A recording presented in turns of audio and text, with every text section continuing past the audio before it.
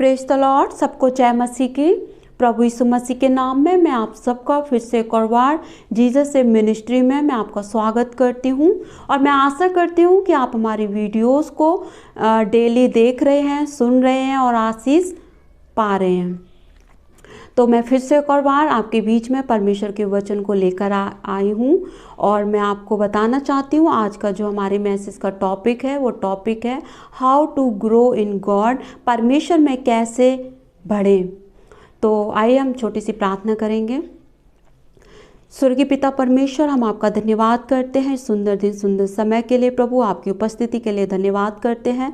परमेश्वर होने दीजिए प्रभु, आज के इस वचन से, इस टॉपिक से प्रभु हमें बताएं कि हम कैसे प्रभु आपके राज्य में आगे बढ़ें। खुदावन परमेश्वर, जो भी आपके इस वचन को देखें सुने सबको आशीष देना। प्रभु यीशु मसीह के नाम से इस प्रार्थना को मांगते हैं, आमीन। आइए, जैसे मैंने आपको बताया कि हम कैसे परमेश्वर में आगे बढ़ सकते हैं, तो मैं आपको बताना चाहती हूँ कि कई बार हम सोचते हैं कि हम अपने बिजनेस के बारे में सोचते हैं। कई बार हम अपने कई अपने जीवन में कई मामलों में हम सोचते हैं कि हम कैसे ग्रो हों, कैसे आगे बढ़ें। उन चीज़ों में आगे बढ़ना गलत नहीं है, लेकिन मैं आपको परमेश्वर के वचन से बताना चाहती हूँ, कभी आपके मन में ये सवाल आया कि हम कैसे परमेश्वर में ग्रो हों, कैसे हम आगे बढ़ें, तो मैं आपको बताना चाहती हूँ हम लोगों में से कई बार हमारा ये सवाल होता है कि मैं कैसे प्रभु में आगे बढ़ूँ। तो मैं आपको बताना चाहती हूँ परमेश्वर की आत्मा के द्वारा कि हम कैसे परमेश्वर में आगे बढ़े। तो मैं आपको ये बताना चाहती हूँ कि उससे पहले मैं आपको 5 पॉइंट से मैं आपको बताना चाहूँगी कि हम परमेश्वर में कैसे आगे बढ़ सकते हैं। तो मैं आपको बताना चाहूँगी, पहला जो पॉइंट है वो ये है कि read the word of God every day. मतलब परमेश्वर के वचन को प्रतिदिन, हर दिन हमें पढ़ना है। तो आइए हम देखते हैं, ये बाइबल से हम देखेंगे परमेश्वर के वचन से। यूहन्ना की किताब उसका 6 अध्याय उसकी 35 आयत में इस प्रकार लिखा है। यीशु ने उनसे कहा, जीवन की रोटी मैं हूँ, जो मेरे पास आता है वह कभी भूखा ना होगा और जो मुझ पर विश्वास करता है वह कभी प्यासा ना होगा। हालेलुया। हमने यहाँ पर देखा प्रभु यीशु मसीह ने कहा कि जीवन की रोटी मैं हूँ, I am the bread of the life. प्रभु यीशु मसीह जीवन की रोटी है। मैं आपको बताना चाहती हूँ, जिस प्रकार हमारे शरीर के लिए एक भोजन बहुत उपयोगी है, बहुत इम्पोर्टेंट है। अगर हम एक दिन भोजन ना करें तो हम अपने शरीर में कितनी कमजोरी महसूस करते हैं। उसी प्रकार अगर हम हर दिन, अगर हम एक दिन भी अगर हम परमेश्वर का वचन ना पढ़ें तो हम उतने ही आत्मिकता में वीक होते जाते हैं।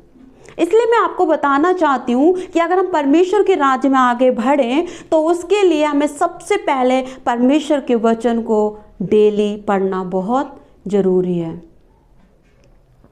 क्योंकि ये हमारे आत्मिकता का एक भोजन है। परमेश्वर का वचन ही हमें क्या करता है, करेक्ट करता है, हमें सही करता है, एक हमें कंप्लीट पर्सन बनाता है। क्योंकि परमेश्वर के वचन में लिखा है कि परमेश्वर का वचन एक जीवित, प्रबल और 2-धारी तलवार है। तो मैं आपको बताना चाहती हूँ कि अगर हम चाहते हैं परमेश्वर के राज्य में हम ग्रो करें तो उसके लिए हमें पहला पॉइंट यह है कि हम परमेश्वर के वचन को हर दिन पढ़ें। मैं आपको बताना चाहती हूँ, क्या आपने परमेश्वर के वचन को पढ़ा? क्या सच में आप अपने परमेश्वर के जो वचन को डेली पढ़ते हो? अगर आप नहीं पढ़ते हो तो इस वचन पर जरूर आप मनन करें और अपना फोकस डालें कि हाँ, हम परमेश्वर के वचन को पढ़ते हैं या नहीं। अगर हम परमेश्वर के वचन को नहीं पढ़ रहे, इसका मतलब हम परमेश्वर में ग्रो नहीं हो रहे, हम आत्मिकता में मजबूती नहीं पा रहे। हमें मसीह में, परमेश्वर में हमें स्ट्रॉन्ग बनना है, हमें मजबूत बनना है, ताकि हम समस्याओं में और हर अपनी परेशानियों में हम खड़े रह सकें।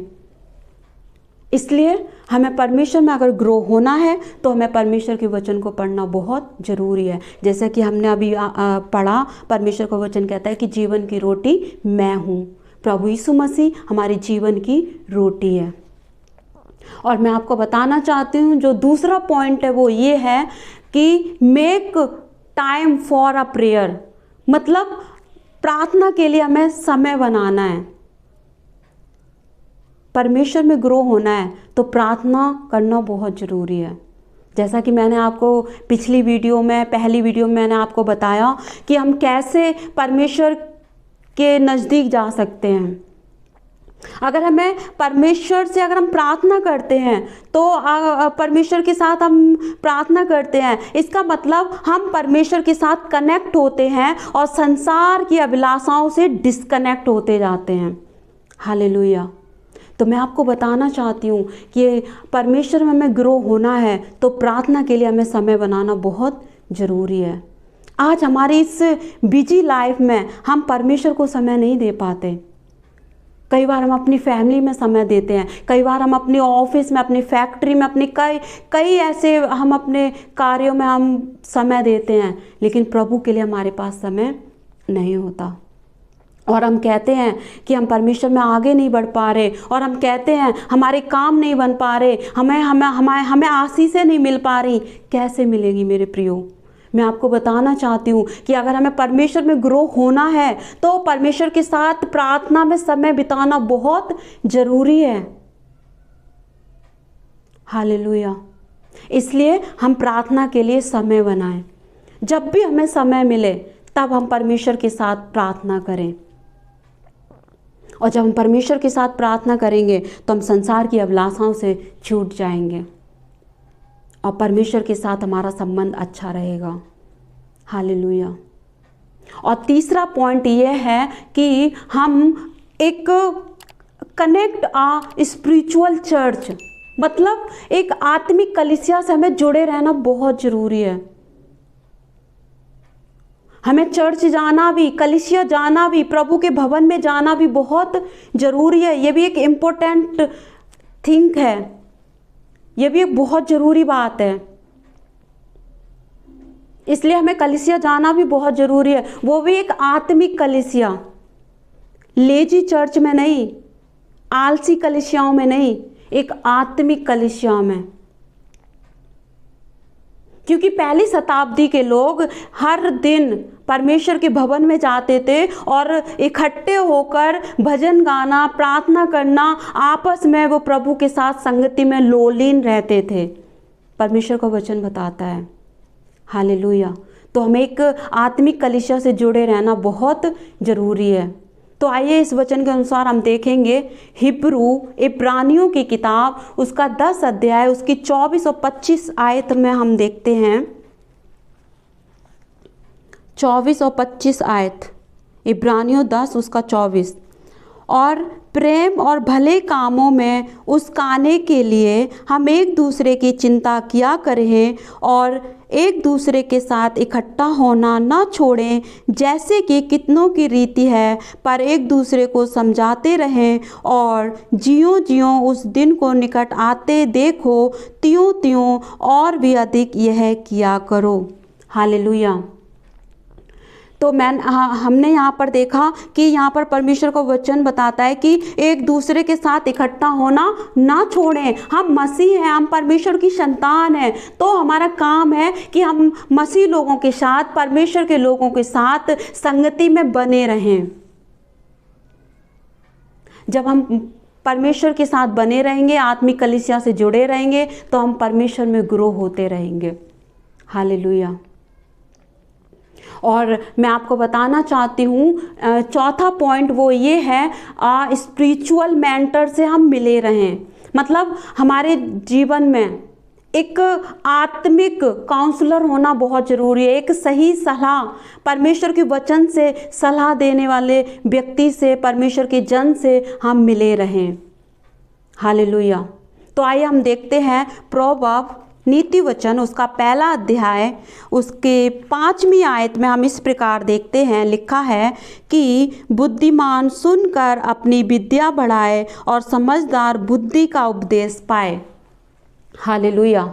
हम यहाँ पर देखते हैं कि बुद्धिमान सुनकर अपनी विद्या बढ़ाए। ये किसके लिए है? ये हम परमेश्वर की संतान के लिए है, कि मतलब हम बुद्धिमान सुनकर क्या करें, अपनी विद्या मतलब अपनी बुद्धि को खोलें, हम और ज्ञान में आगे बढ़ते जाएं। जब हम एक आत्मिक मेंटर से मिले रहेंगे तो हम उतने ही और भी ज़्यादा ज्ञान, परमेश्वर के उस स्वर्गीय ज्ञान में हम और भी ज़्यादा मैच्योर होते जाएंगे और ग्रो होते जाएंगे। तो हमारे अंदर वो सांसारिक बातें नहीं रहेंगी, क्योंकि हम परमेश्वर के ज्ञान में आगे बढ़ते जाएंगे। स्वर्गीय ज्ञान जो ऊपर से आता है, हम उसमें आगे बढ़ते रहेंगे। और जब स्वर्गीय ज्ञान हमारे जीवन में बना रहेगा तो हम हम्बल भी बने रहेंगे। हालेलुया। इसलिए हमारे जीवन में जो हमने बताया, चौथा पॉइंट, हमारे जीवन में एक स्पिरिचुअल मेंटर होना बहुत ज़रूरी है। पांचवा पॉइंट मैं आपको बताना चाहती हूँ, वो ये है, लास्ट पॉइंट परमेश्वर में ग्रो होने के लिए मैं आपको बताना चाहती हूँ, वो ये है, memorise the word of God. परमेश्वर के वचन को हर दिन याद करना, ये बहुत इंपॉर्टेंट है। आइए हम उस वचन के अनुसार, इस पॉइंट के अनुसार हम देखेंगे। कुलुस्सियों 3 अध्याय उसकी 16वीं आयत में 3:16 इस प्रकार लिखा है, मसीह के वचन को अपने हृदय में अधिकाई से बसने दो और सिद्ध ज्ञान सहित एक दूसरे को सिखाओ और चिताओ और अपने अपने मन में अनुग्रह के साथ परमेश्वर के लिए भजन और स्तुति गान और आत्मिक गीत गाओ। हालेलुया। यहाँ पर क्या लिखा है? पहला, मसीह के वचन को अपने हृदय में अधिकाई से बसने दो। जैसा कि मैंने आपको बताया, memorise the word of God. परमेश्वर के वचन को याद करोगे तो वो वचन आपके हृदय में बस जाएगा। हालेलुया। वो वचन आपके मुंह तक सीमित ना रहे, बस याद कर लिया, बल्कि उस वचन को हर दिन आपको वचन को क्या करना है? याद करना है। क्योंकि समस्याओं में, परेशानियों में वही वचन आपके जीवन में कार्य करेगा। जिस प्रकार मैं आपको बताना चाहती हूँ वचन से ही एक एग्जाम्पल, कि प्रभु यीशु मसीह जब परीक्षा में पड़े थे तो उस समय प्रभु यीशु मसीह ने उस डेविल के सामने, शैतान के सामने परमेश्वर के वचन का ही इस्तेमाल किया। उस समय उसको प्रार्थना करके भगाया नहीं, वचन से ही उसको दूर कर दिया। हालेलुया। वैसे ही समस्याओं के समय वही वचन जो हम मेमोराइज करेंगे, जिसको हम याद करेंगे हर दिन, वो वचन हमारे जीवन में कार्य करेगा। और उन समस्याओं के समय वो वचन ही हमारे जीवन में कार्य करेगा, क्योंकि वचन एक जीवित दोधारी तलवार है।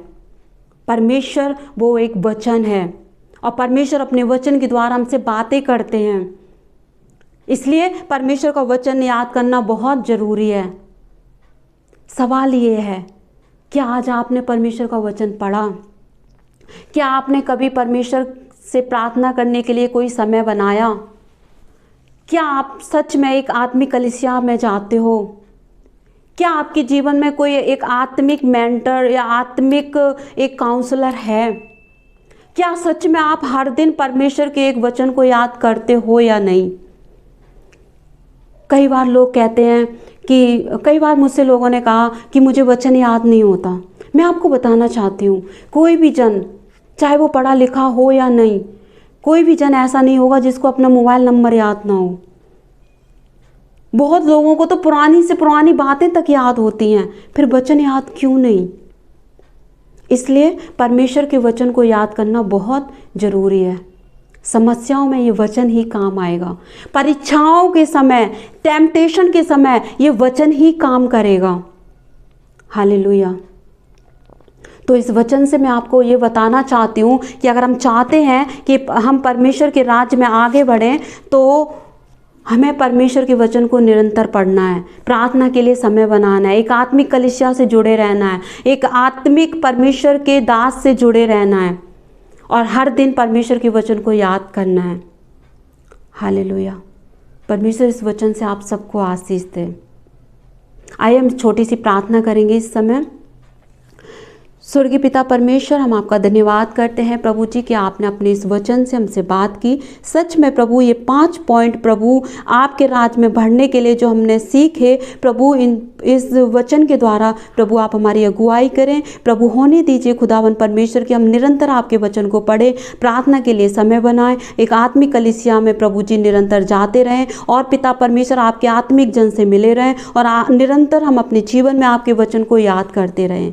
प्रभु आप दया कीजिए, अनुग्रह कीजिए, जितने लोग आपके वचन को सुने देखें प्रभु उन सभी को आशीष देना और हर एक समस्याओं से और परीक्षाओं से निकालना। प्रभु आप दया कीजिए, प्रभु यीशु के नाम से इस प्रार्थना को मांगते हैं, आमीन।